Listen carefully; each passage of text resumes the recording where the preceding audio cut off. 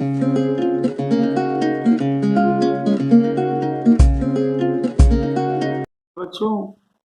कल हम लोगों ने ये सूरदास द्वारा रचित पद्य को 6 और 7 को पढ़ाया गया, देखा गया, और आज इतनी समय आपको फिर 8वें पद्य की ओर लेके चल रहे हैं। प्रस्तुत पद्य खंड अवतरण हमारी पाठ्य पुस्तक के काव्य खंड के पद शीर्षक से अवतरित किया गया है। यह सूरदास द्वारा रचित सूरसागर महाकाव्य से अवतरित है और सूरदास जी ने लिखा है कि ऊधो मन न भय 10-20, ऊधो मन न भय 10-20, एक हो तो सुगयो श्याम संग को और आधे ईश, ऊधो मन न भय 10-20। इंद्री शिथिल भई केशो बिनु, इंद्री शिथिल भई केशो बिनु, ज्यो देहि बिन शीश, आशा लागी रहित तन श्वासा, जीवहि कोटि वरीश, अतुम सो सखा श्याम सुंदर के, सकल जोग के ईश, शूर हमारो नंद नंदन बिनु, और नहीं जगदीश। तो देखें, ऊधो मन न भय 10-20। अब सूरदास के कहते हैं कि गोपियां, यह उस समय की बात है जिस समय, यह उस समय की बात है जिस समय भगवान जो है मथुरा पहुंचे हुए हैं और उद्धव जी को संदेश वाहक बना करके भगवान ने भेजा है। यह उस समय की घटना है और वो चर्चा चल रही है। तो आकर के समझाने के लिए उद्धव जी पहुंचे हुए हैं, गोपिकाओं को समझा रहे हैं। तो गोपिकाएं कहती हैं कि उद्धव ऊधो मन न भय 10-20, है उद्धव, एक मन एक होता है, 10-20 मन नहीं होते, इस नाते हे उद्धव, ऊधो मन न भय 10-20, 10-20 मन नहीं होते, एक हो तो सुगयो श्याम संग, जो एक मेरा मन था वो श्याम के संग चला गया, कौ और आधे ईश, अब फिर दूसरा मन है ये नहीं है कि हम दूसरे के सिवा उस अपने मन को लगा लें। इंद्री शिथिल भई केशव बिन, इस सारे शरीर की सारी इंद्रियाएं जो है केशव के बिना, भगवान कृष्ण के बिना जो है शिथिल हो गई हैं, शिथिल हो गई। ज्यों देहि बिन शीश,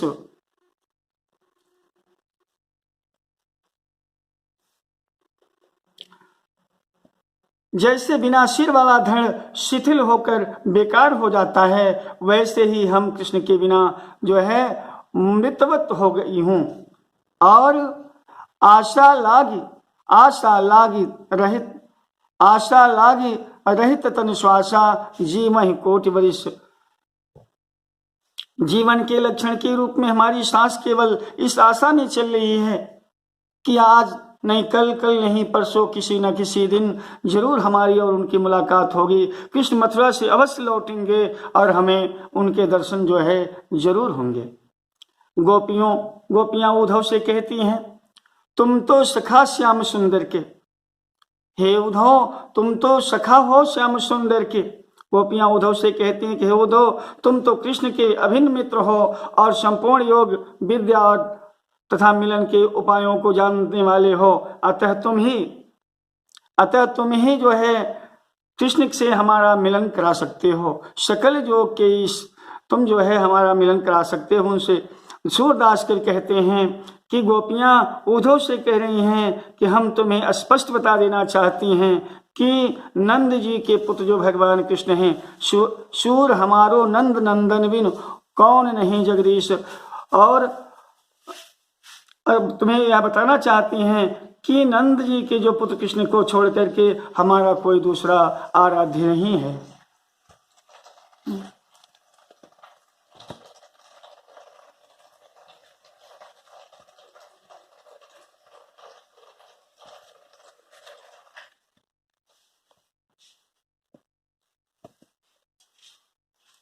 ऊधो जाहु तुम्हें हम जाने, श्याम तुम्हें यहाँ को नहीं पठियो, तुम हो बीच भुलाने।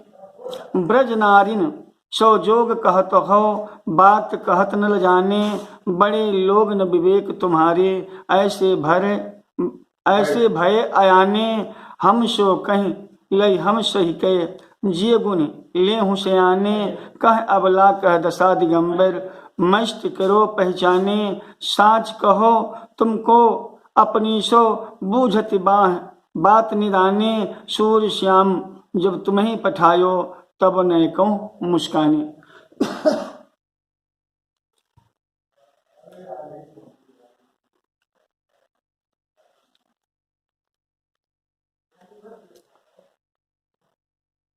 ऊधो जाओ तुम्हें हम जाने। गोपियां उद्धव जी से कहती हैं, गोपियां जो है उद्धव से कहती हैं कि उद्धव जाओ तुम्हें हम जाने। कहती हैं कि तुम यहां से वापस चले जाओ, हे उद्धव तुम यहां से वापस चले जाओ। श्याम तुम्हें का हो नहीं पठियो, तुम हो बीच भुलाने। तुम्हें अच्छी प्रकार से हम जानते हैं, हमें ऐसा प्रतीत हो रहा है कि तुम्हें यहां कृष्ण ने नहीं भेजा है।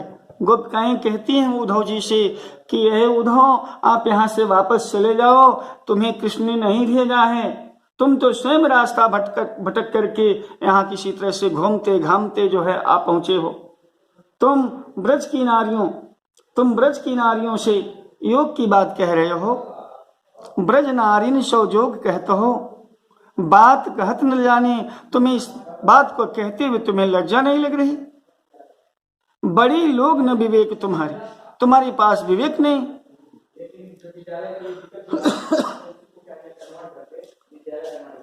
तुम भले ही बुद्धिमान हो और ज्ञानी हो, परंतु हमें ऐसा लगता है तुम्हारे पास जो है विवेक नहीं है, बुद्धि नहीं है।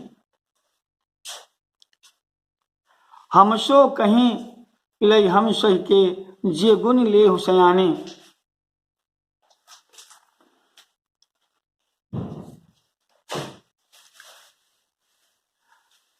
तुम ऐसी अज्ञानतापूर्ण बातें हमसे क्यों करते हो?